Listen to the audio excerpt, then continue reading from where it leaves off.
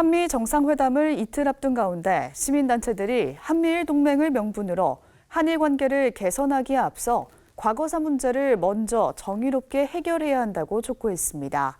이들은 또 한미일 간 군사 동맹은 결국 일본의 평화헌법 개정과 재무장을 용인하는 것이라며 반성 없는 일본과의 군사 협력은 한반도와 동아시아 평화를 위협할 것이라고 주장했습니다. 오요셉 기자입니다. 시민사회단체들이 현 정부의 한일 관계 개선에 우려를 펴고 나섰습니다.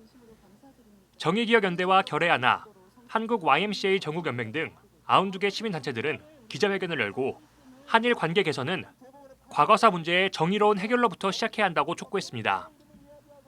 한일 관계 개선 의지를 피력해온 한미 정상들의 회담을 앞두고 한미일 동맹을 명분으로 한 묻지마식 한일 관계 개선에 대해 우려를 표한 겁니다. 이들은 한일 관계 개선은 사실적시에 기반한 일본 정부의 책임 인정과 재발 방지가 전제된 진정성 있는 사죄가 우선될 때 가능하다며 피해자 중심의 과거사 해결을 요구했습니다. 특히 윤석열 정부가 한일 관계 개선을 주문하는 사이 일본 정치인들은 야수쿠니 신사를 참배하고 독일의 평화의 소녀상 철거를 요청하고 있다며 치유는커녕 피해자들의 상처에 더 큰 상처를 내고 있다고 지적했습니다. 가해자가 가해 사실을 인정하고 책임지기는커녕 피해자의 윽박지르고 과거를 왜곡하는 토대 위에 어떤 미래지향적 한일 관계가 가능한가?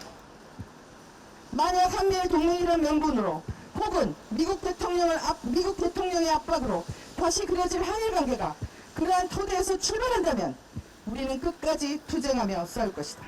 잘못 지어진 집을 허물지 않고 고쳐 쓰려 할 때 어떤 문제가 반복되어 왔는지 한미일 정부는 똑바로 직시하기 바란다.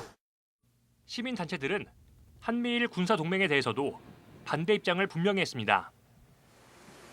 이들은 미국은 자국의 인도태평양 전략실현을 위해 한일 관계 개선을 주선해왔다며 한미일 군사동맹은 결국 일본의 평화헌법 개정과 재무장, 군국주의 부활을 용인하고 협력하는 것이라고 비판했습니다. 또 반성 없는 일본과의 군사협력은 한반도와 동아시아 평화를 위협하는 일이라고 강조했습니다. 일본이 식민지배 공국주의적 침략에 대한 사죄없이 평화법 구현을 개헌을 강행하려는 상황에서 한미 군사협력이 강화된다면 일본의 재무장과 군국주의 부활을 위협하는 꼴이 됩니다. 한반도와 일본의 평화는 동북아의 평화를 위협하게 될 한미 군사협력은 반드시 중단되어야 합니다.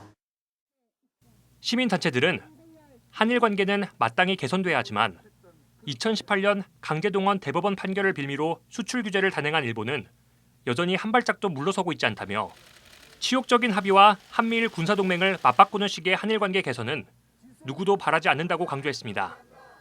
CBS 뉴스 오요셉입니다.